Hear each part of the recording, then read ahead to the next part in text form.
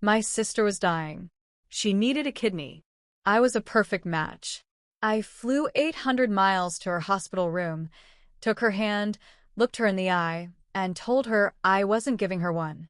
This is how we got there. Married to Ryan for 6 years. We had our bumps, but we were solid. Then Star moved back. My sister had lived in Florida since she was 18. Her boyfriend dumped her, left her with nothing. She crashed with our parents. A month in, she still had no job, so I asked Ryan, he's high up at his company, to help. He did. She got a spot in his department that we were never close. Star was the golden child. I got an 8-year-old Dodge Neon at 16.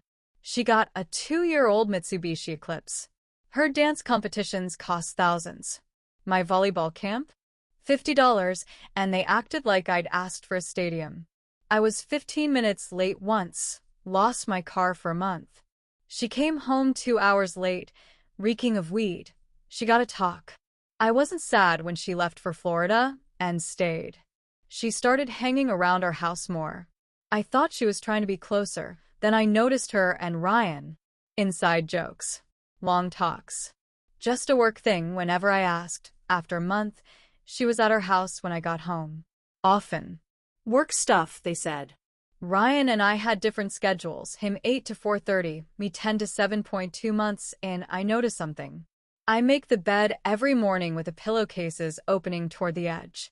That night, 2 pillows had the openings toward the middle. I asked Ryan if he'd been in our bed. He got nervous. Said no. Said I must be mistaken that I checked his phone and laptop. Nothing. They were together at work all day and at our house after. They didn't need to text. I felt like I was losing my mind. ATA family dinner. Ryan walked past and Star grabbed his arm. They whispered. Their foreheads touched. A second, then he pulled away. Star looked at me, smiled, and went back to her food. I planned a weekend away to talk to him. I hoped I was wrong that we had a good Friday, drinks, dancing, intimacy. Saturday morning, before we left, I asked him point blank if he was having an affair with my sister. He cried. Said yes. Said they'd just clicked, and it escalated. I asked if he'd slept with her in our bed. He looked away that I left with my purse and drove home. He Ubered back. I didn't speak to him. He packed a bag and left for a hotel. My parents already knew. They were sorry, but Star had left. I'm sure she went to him. 3 months later, our divorce was almost final. Ryan and Star moved in together.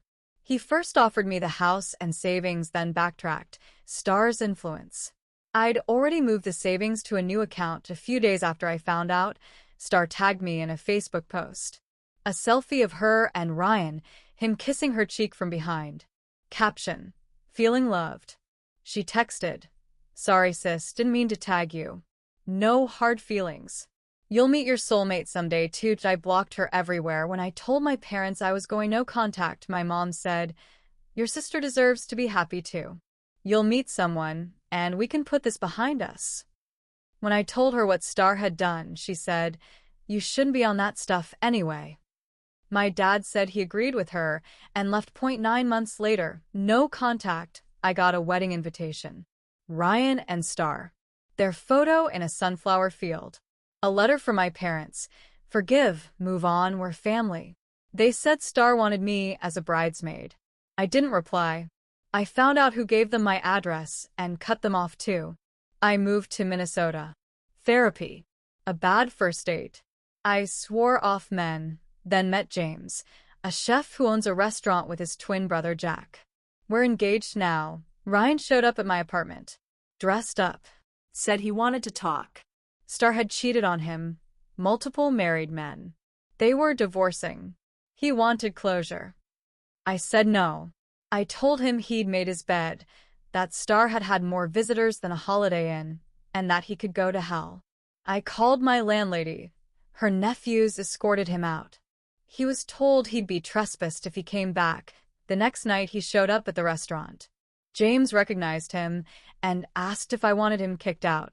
I said not yet. I had questions.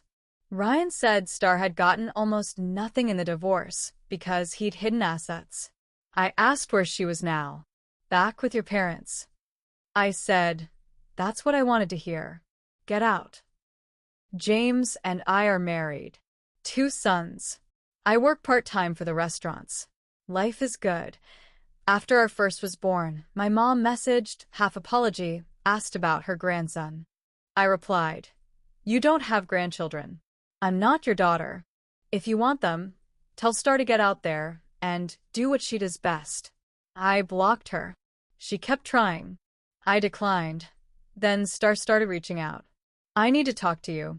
After weeks of pressure, I agreed to a Zoom. Just me, no kids. They kept asking to see the boys. I said no. James's mom, dad, and grandma.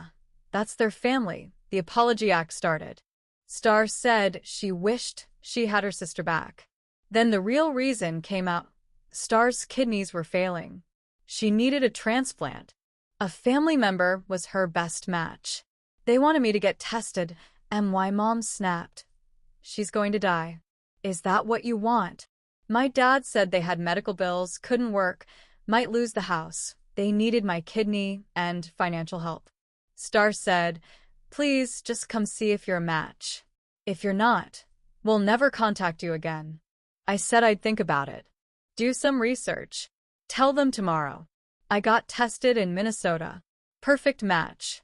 I told them I'd come to St. Charles to talk, by the time I arrived. Star had been admitted. I avoided dinner, avoided them. I met with the transplant team. They explained I was an excellent match, that the odds of finding better were tiny, and that timing mattered. We all gathered in Star's room. My parents were there. The doctor repeated how perfect a match I was and how urgent it was that I walked over to Star and took her hand. I looked into her eyes. Did you hear that? I'm a perfect match. I'm essentially the only person who can save you. I paused. And I'm not going to. You're one of the most selfish, cruel people I've ever known. I came so you'd know that the one person who could keep you alive is the one person you hurt most, and now you get to sit with that. You're going to die. You should make peace with it.